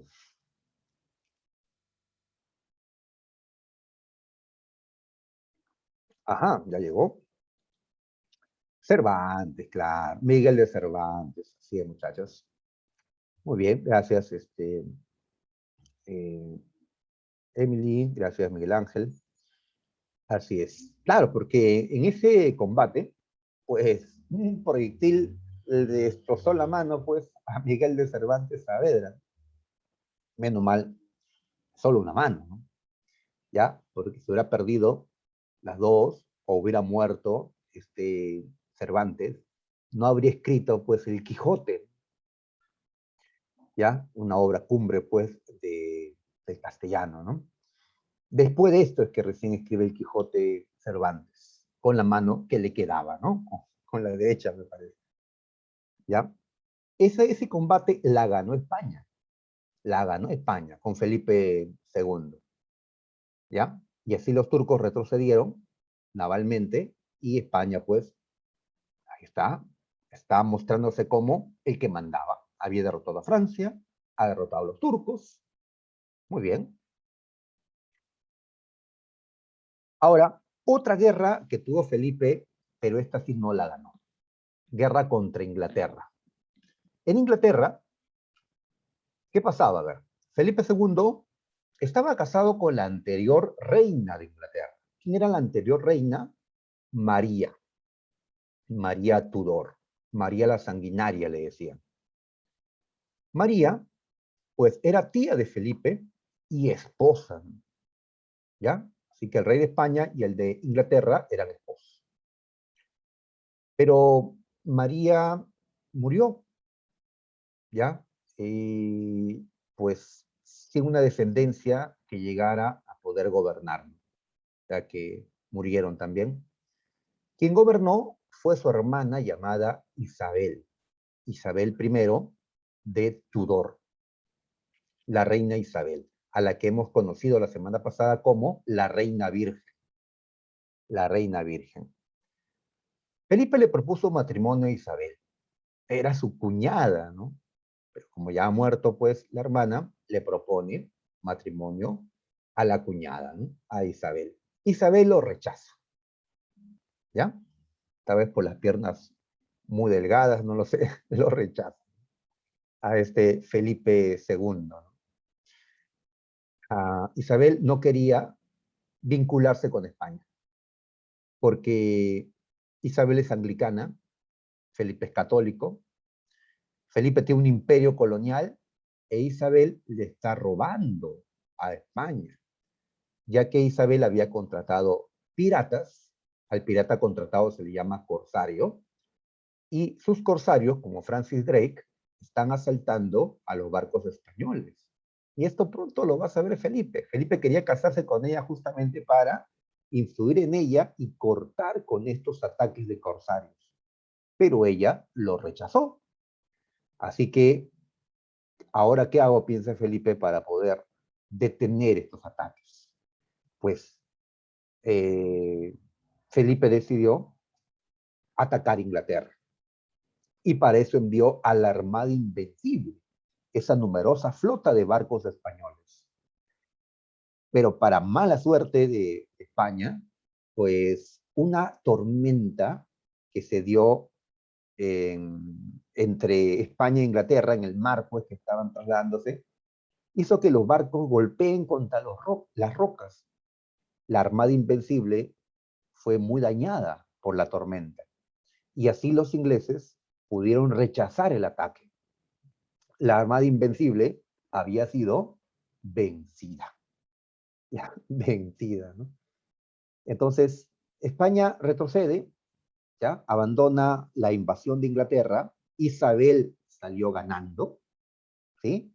En adelante, España va a tener una marina débil, porque su Armada Invencible pues, fue golpeada aquí, y esto favoreció que los ingleses, con sus corsarios y los piratas, sigan robándole a los barcos españoles que venían cargados de riquezas desde América, ¿ya? Así que, ¿en qué momento empezó la crisis para España? En este momento, en que España perdió ante Inglaterra, en el momento en que su Armada Invencible, pues, fracasó. Y esto justamente ocurre a finales del siglo XVI. Así que durante el siglo XVI España fue la número 1, pero ya para el siglo XVII España perdió ese lugar. ¿Quiénes son los que van a ponerse ahora arriba? Poco a poco. Pues Francia e Inglaterra, sobre todo Francia. ¿Ya? Ajá. Muy bien. Ahora, pues pasemos a Francia justamente. El absolutismo francés. Nos vamos a ubicar en el siglo XVII. ¿Ya? Muy bien. Francia en este siglo consolidó el absolutismo y se convirtió en la primera potencia europea. Si le dimos el siglo XVI a España, el siglo XVII se lo damos a Francia. ¿Ya? ¿Quién gobernaba Francia en este tiempo? Luis XIV. ¿Ya? Ahí lo vemos. El famoso Rey Sol, como será conocido. ¿Ya? Acá lo vemos con esta indumentaria. ¿Ya? Uy, la peluca. Ahora sí está la peluca, muchachos. Ahí está. Si no se hubieran dado las revoluciones que vamos a estudiar después, hasta hoy, seguiríamos usando las pelucas, quién sabe. ¿Ya? La academia me obligaría a mí a ponerme una peluca para dar clases, imagínate, ¿no? ¿Ya? Qué feo. Eh, ¿Por qué usaba una peluca? Porque en la medida, pues, que fue haciéndose viejo, pues, se fue quedando calvo. Pues, para que no lo vean así, comenzó a ponerse pelucas. Pelucas, ¿no? De distintos colores, frondosas, cada vez más largas, y empezó la moda de las pelucas, ¿ya? Y sus nobles lo imitaron, y los demás reyes los imitaron, porque desde ese tiempo, ¿qué país era el que imponía la moda? Pues hasta ahora se habla de la moda francesa, ¿no? ¿Ya? Ajá. Así que la moda, pues, de las pelucas, ¿no? Ahí está, ¿no? Mira que cómo se viste, pues sigue mostrando las piernas. Ahí está, ¿no? Ah, otro detalle es que Luis XIV no era muy alto. En cambio, ministros, su corte, pues era más alto que él. Por eso va a comenzar a utilizar zapatos con taco, como se ve pues en la pantalla. Taquitos, ahí está, ¿no? Parece, ¿qué taco? Las chicas a veces nos ayuden. ¿Qué tacos era? ¿6? Ya, no sé. Así podría verse más alto, pues. ¿Ya? E inició, pues, una moda también de que los varones usen tacos, ¿no? ¿Ya? Ahí está, ¿no? Así que, muchachos, en ese tiempo los varones usábamos peluca, usábamos zapato con taco, usábamos maquillaje, pues, en el rostro, brillo en los labios, mostrábamos las piernas con panties, ¿no? Como le decimos ahora, ¿no? Panties, medias delgadas que usaban los reyes. Pues menos mal se dieron las revoluciones, menos mal cambió la manera de vestir. Sí le parece que tiene buenas piernas. Ya, ya, bueno, pues lo que vas a mostrar tiene que ejercitarlo, ¿no? Yo no muestro nada, por eso estoy así. Ahí está. Claro que también hay ayudita, ¿no? Porque le dices al pintor, píntame, pero pues, ¿ya? Con modo belleza, como decimos ahora, ¿no? Con modo belleza, pues. Así que el pintor, pues, te hace tus arreglos. ¿Ya? Claro, el Photoshop, pues así es de esa época, ¿no? No había fotos, pero el pintor, pues, te pintaba. Claro, Napoleón aparecía alto, ¿no? Delgado, cuando era bajo y gordito, ¿no? Quién sabe, pues, las piernas de Luis XIV no eran ya como le ha gustado a un compañero. Ok, muy bien. Por cierto, ¿por qué le dicen el Rey Sol? El Rey Sol. Ya en este tiempo, ya se había difundido la teoría copernicana, que la Tierra, que el Sol es el centro y los planetas giran en torno al Sol. Así que en cierta eh, celebración, pues, aparece Luis XIV disfrazado de Apolo, disfrazado del dios Sol, y los otros comenzaron a bailar en torno a él, girando en torno a él. Él era el Sol, y los demás, pues sus ministros, eran los planetas que giraban en torno a él. Y quedó pues en historia con el apodo del Rey Sol, ¿ya? Que era el centro. Y esto además pues representa el absolutismo, ya que todos los demás giraban en torno al rey. A él se le atribuye la frase, el Estado soy yo, ¿ya? Nosotros decimos que el Estado somos todos, toda la sociedad organizada, ¿no? Jurídica y políticamente es el Estado. ¿Ya? Nosotros somos también parte del Estado, ¿no? Otra cosa es decir el gobierno. El gobierno son ese grupo de personas que pues ha ganado la presidencia, ¿no? Y ocupa los ministerios, ¿no? Es el gobierno, en este caso pues Castillo, ¿no? Y su gente que va a poner, ¿no? El Estado son todos, ¿no? Pero en este tiempo él tiene un concepto absolutista de Estado. ¿El Estado? El Estado soy yo. Pues recuerden esta frase para representar pues la monarquía absolutista. Luis XIV, imagínate, le tocó ser rey a los 5 años. Su padre, Luis XIII, había fallecido. Era un niñito que obviamente no podía reinar, ¿no? Su madre, Ana, se encargó de hacerlo en su nombre, como regente, como un reemplazo, ¿no? Hasta que crezca. Así que empezó joven este Luis XIV y tuvo un larguísimo reinado. Hagan la diferencia en años, pues, ¿cuántos hay? ¿Ya? 50, 60, 70, más de 70 años tuvo este reinado, ¿no? de Luis XIV. Cuando murió el ministro Mazarino, ¿ya? El primer ministro, había un primer ministro, Luis XIV debió nombrar a otro primer ministro, ¿ya? Que sea el encargado, pues, de hacer tareas ejecutivas. Pero Luis XIV, ¿a quién nombró como primer ministro? A él mismo. Yo seré mi primer ministro. O sea que él no será simplemente el rey, sino que va a estar directamente encargado del gobierno. Así que todo se tenía que hacer con su aprobación. Todo. ¿Ya? Muy bien. Y así se consolida pues el absolutismo en Francia con este monarca. Y los demás reyes de Europa dijeron, así quiero ser yo también, ¿no? Quiero tener el control total. Para tener el control total tenías que derrotar a aquellos que se resistían a esto. ¿Y quiénes se resistieron en Francia? Pues muchos nobles que querían mantener su autonomía. El rey los derrotó. ¿Ya? Se dio la rebelión de la Fronda, pero fracasó. Los nobles perdieron ante Luis XIV. Esto consolida el absolutismo en Francia. ¿Ya? Ahí está. Ahora, para poder tener un ejército fuerte, para poder mantener este régimen, era necesario que la economía marche bien. Si la economía no marcha bien, pues los sistemas se caen. Muy bien.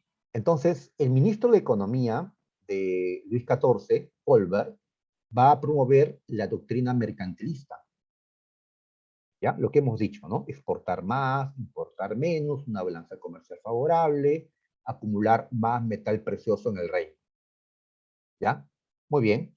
Entonces, Colbert tuvo un éxito en la aplicación del mercantilismo en Francia, generando cierta prosperidad económica en Francia.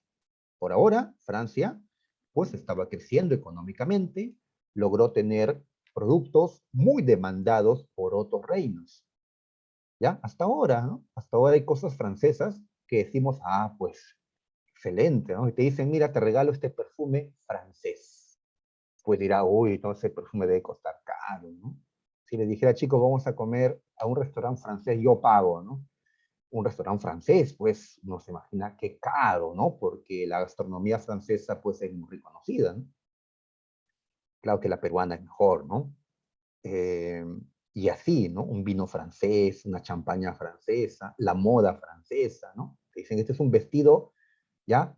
Hecho en Francia, pues, ¿ya? Entonces, qué famosa no quisiera eso, ¿no?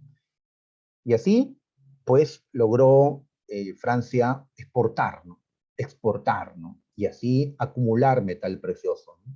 Cosa que España no hacía. España compraba a otros, ¿ya? Francia produce, exporta, de ahí que por más que España tenía las colonias más ricas, más extensas, Francia, Holanda, ¿no? Inglaterra, eran los que más crecían económicamente, contradictoriamente, ¿no? ¿Ya? Todo esto le permitió al rey financiar la construcción del gran Palacio de Versalles, el Palacio de Versalles, ¿ya? Una maravilla arquitectónica, un enorme palacio, prácticamente una ciudad, donde va a vivir el rey. Pero tremendo palacio solo para el rey, no. El rey construyó un enorme palacio para meter allí a los nobles. Él quiere que los condes, los marqueses vivan con él, ¿ya? Cada uno, claro, en su zona, ¿no? Pero dentro del palacio, vigilados los nobles por los guardias del rey. A ver, si los nobles seguían en sus castillos, en sus propios palacios, en sus feudos, el rey no sabe si están conspirando contra él. El rey quiere tenerlos cerca para tenerlos vigilados. Como dicen, pues, los amigos hay que tenerlos cerca y a los enemigos aún más cerca, ¿no? Así que el rey obligó a los nobles a que vivan en el Palacio de Versalles, ¿ya? Y así los nobles dejaron de ser, eh, ¿ya? Poderes, ¿ya? Locales autónomos, o sea, gente que tenía poder en su zona. Ahora que viven con los reyes, van a dedicarse a la atención de los reyes. Se convirtieron en la nobleza cortesana. Cuando ves una película y ves al rey rodeado de nobles, que lo adulan, que le ayudan a acomodarse pues la peluca, las medias, qué sé yo, pues esa es la nobleza, ¿ya? Imagínate, antes un duque pues retaba al rey, ¿no? A ver, pues, a ver, derrótame si puedes. Ahora, ¿qué hace un duque? Cuando despertaba el rey, pues le ayudaba a ponerse pues la camisa, ¿ya? Un guante, o sea, en eso se convirtieron los poderosos señores feudales. Todo esto, ¿para qué? Para que el rey diga, está bien, ustedes van a mantener sus tierras, sus feudos, sus castillos, sus privilegios. Solo tienen que, pues, obedecerme y atenderme. Y así los señores feudales no eran como en la Edad Media, pero habían logrado mantener sus tierras y sus siervos y sus privilegios, ¿no? Como el no pagar impuestos, asumir cargos para servir al rey. Palacio de Versalles. Una guerra, pues, destaca en estos tiempos. La guerra de los 30 años, muchachos. 30 años duró esta guerra. Francia no la inició, Francia se metió cuando esta guerra estaba ya avanzada. ¿Cómo empezó la guerra de los 30 años? A ver, esto empezó en Alemania, en el Sirg. ¿Recuerdas que antes el emperador Carlos V de Alemania les había concedido a los nobles de Alemania la libertad religiosa? Pues 100 años después, un poquito menos, el imperio alemán le quita a los nobles ese derecho, esa libertad. Le quita esa libertad.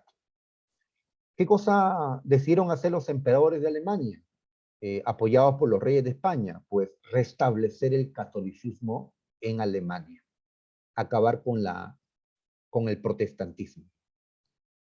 Así que hay una lucha entre los luteranos de Alemania contra el imperio alemán. Y reciben el apoyo de otros reinos que también eran luteranos, como Suecia, Dinamarca, ¿no? Noruega, y se vuelve esto una guerra internacional. España apoya al imperio alemán, ¿ya? Francia decide meterse apoyando a los protestantes de Alemania. Curioso que los reyes eran católicos. Sus ministros habían sido eh, cardenales católicos. Los cardenales son los aspirantes a papa. Pero aún así, apoyaron a los protestantes de Alemania y en contra del emperador católico. ¿Ya? Pues, ¿qué buscaba Francia en esta guerra? Pues debilitar al imperio alemán, debilitar al reino español, debilitar a sus gobernantes, los Habsburgo, la familia más poderosa de Europa en estos años. Debilitarlos. ¿Para qué? Para que la familia de Luis XIV, la familia Borbón, sea la que controle Europa en adelante. La Guerra de los 30 años fue la lucha entre los reyes Borbón y los reyes Habsburgo, las dos grandes familias europeas. Ahí está. Y también Francia buscaba expandirse, claro está, adquirir más territorios, llegar hasta las fronteras naturales. ¿Qué es eso, fronteras naturales? Pues eh, hay cordilleras, hay ríos que pueden servir de frontera natural. Por ejemplo, entre Francia y Alemania puede servir como frontera natural el río Rin. Entre Francia y España, la cordillera de los Pirineos. Entre Francia y los italianos, pues los Alpes. Y así Francia buscaba establecer fronteras naturales, pero para establecer estas fronteras, Francia tenía que expandirse, ya que sus fronteras estaban, pues, más pequeñas. Y así Francia quería expandirse. ¿Quién ganó la guerra a los 30 años? Pues la ganó Francia.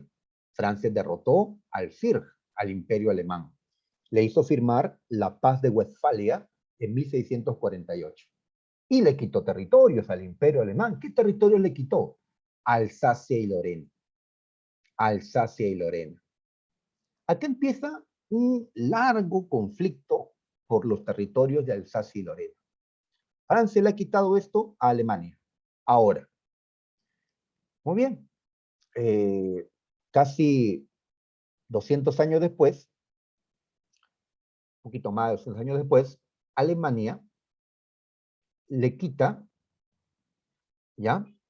Le quita a, a Francia Alsacia y Lorena en la guerra de 1870. Alemania se queda con Alsacia y Lorena.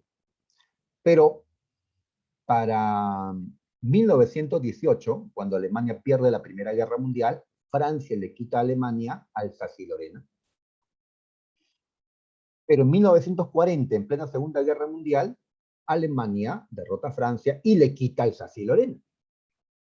Pero para 1945, Alemania fue derrotada en la Segunda Guerra y Francia le quita Alsacia y Lorena. O sea, se han estado ya a lo largo de pues casi 400 años quitándose Alsacia y Lorena, Francia y Alemania. Ya hoy pues están en territorio francés. ¿Ya? Pero esto va a ser motivo de luchas, ¿ah? Así que recuerden estos territorios, Alsacia y Lorena. Vamos a mencionarlos pues en las guerras entre Francia y Alemania. Ok, acá en este mapita observamos cómo, quiénes pelearon en la guerra de los 30 años. Los de verde y los de anaranjado. ¿Ya? Muy bien. Ahí están, ganaron los verdes. Ganó Francia. ¿Ya? Mira Alemania cómo estaba, ¿no? Todo partido un montón de territorios feudales. Italia también dividida, ¿no? En cambio, Francia unificada, Inglaterra, bueno, España también, solo que acá aparece así. Muy bien. También tenemos acá el Palacio de Versalles, actualmente ya un museo. Versalles. Otro punto, ya con un Luis XIV viejo, a inicio del siglo XVIII, en España murió el último rey Habsburgo, un rey llamado Carlos II, apodado el Hechizado. El Hechizado. Nació con un montón de enfermedades, pues con limitaciones físicas. Este Carlos II no pudo tener hijos, no tuvo descendencia. Entonces, cuando murió, pues no había un Habsburgo que herede España. Entonces, por los vínculos familiares, ¿no? Un tal Felipe V iba a ser el nuevo rey de España, pero Felipe V no era Habsburgo, era Borbón. Borbón, ¿ya? Él era pariente de Carlos II, pero también era pariente de Luis XIV, el rey Sol de Francia. Así que Luis XIV dijo, excelente, este Felipe V va a ser rey de España, y así en España y en Francia habrán Borbones gobernando. Fin de la guerra entre España y Francia. Ahora seremos aliados. Aliados. Y como Luis XIV ya estaba viejo, pensó en que Felipe V, el rey de España, sea su sucesor. De tal manera que un Borbón sea rey de España y Francia al mismo tiempo. Sumado toda la fuerza que tenía Francia en estos años, más la riqueza que tenía España por sus colonias, este Felipe V sería pues un monarca muy poderoso, ¿ya? Un Borbón, ¿ya? Pues frente al temor a esto, porque temen que alguien sea demasiado poderoso, hay que recuperar el equilibrio, dijeron, otros como Inglaterra, Austria, Portugal, etcétera, le hicieron la guerra a ellos. Y así se peleó la guerra de sucesión española. Sucesión porque la guerra fue cuando pasaba el poder de Carlos II, que había fallecido en 1700, a Felipe V, cuando pasaba el trono de España de los Habsburgo a los Borbones. Esto seguramente lo han comentado también en Historia del Perú. ¿Ya? Muy bien. Al final, pues la guerra fue, digamos, no un ganador. Al final negociaron y llegaron a un arreglo. Le dieron concesiones, beneficios a Inglaterra y a Austria, a cambio de que ellos acepten que Felipe V siga siendo el rey de España. Una condición era también que Felipe V, rey de España, no pueda ser rey de Francia. Por eso el rey de Francia va a ser, tras la muerte de Luis XIV, Luis XV. Luis XV. ¿Ya? De todas maneras, en Francia y en España va a gobernar la misma familia, la familia Borbón, porque España y Francia van a ser aliados en este siglo XVIII. El enemigo va a ser Inglaterra. Wow, se van a hacer las 12, no puede ser.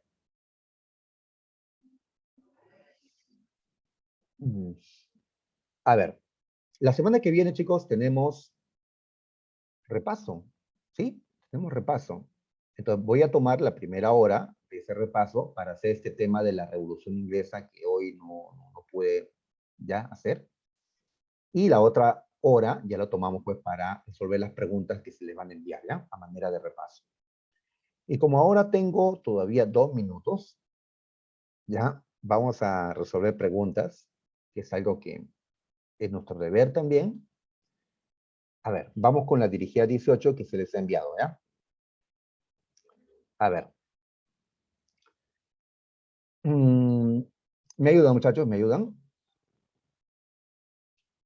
Sí, el tiempo pasa volando, ¿verdad? ¿No? Ok, chicos. Bien, pero lo importante es que podemos nivelarnos tranquilamente la próxima semana porque no tenemos un tema específico, sino resolver preguntas de temas anteriores. Y eso es más manejable. A ver, estas monarquías absolutistas fueron el resultado principalmente ¿de qué? ¿Ya? O sea, ¿qué causas provocaron el surgimiento de las monarquías absolutistas? ¿Mm? Lo hemos visto, ¿ah? A ver, el debilitamiento de la nobleza. Sí, pero acá dice, tras la división del Imperio Carolingio.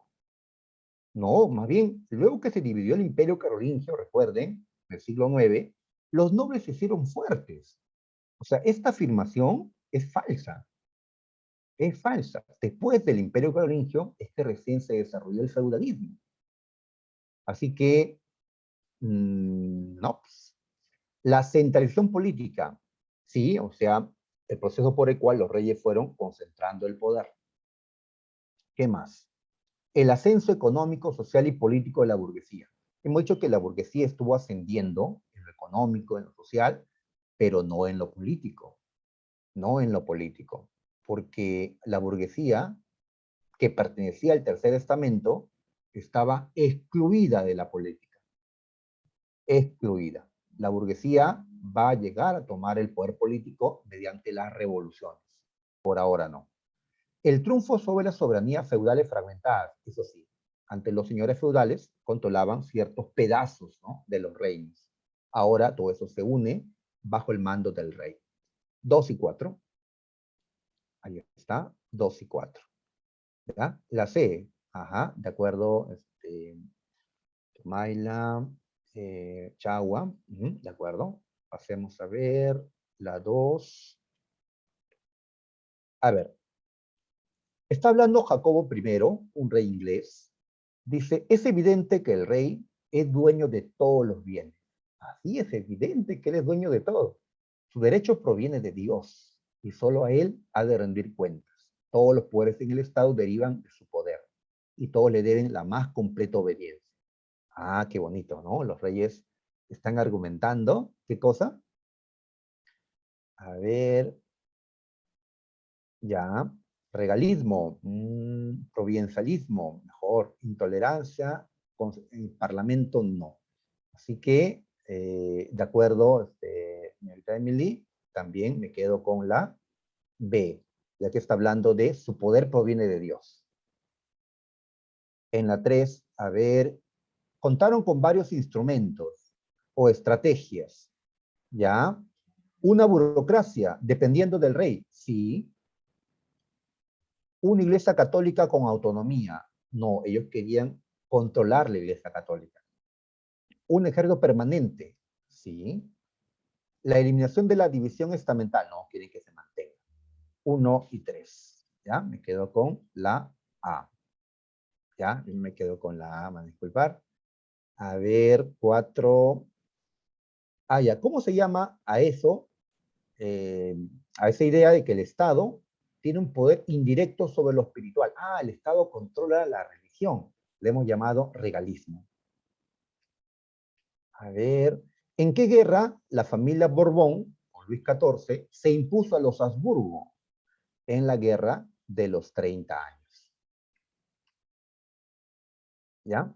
Y la última, a ver, la idea de que él era el representante de Dios. El rey expone, ¿no? Le infundió el más prodigioso orgullo. Tomó por emblema un sol resplandeciente. Tomó como emblema un sol, el rey sol. Ah, ya. Pues, ¿a quién se refieren las líneas que están arriba? Pues a Luis XIV, el rey sol. Muy bien, ya la próxima continuamos con lo que falta, porque es del tema Revolución Inglesa y aún no lo hemos hecho. Bien, muchachos, nos quedamos aquí. Nos vemos la próxima semana. ¿Ya? Bye, bye.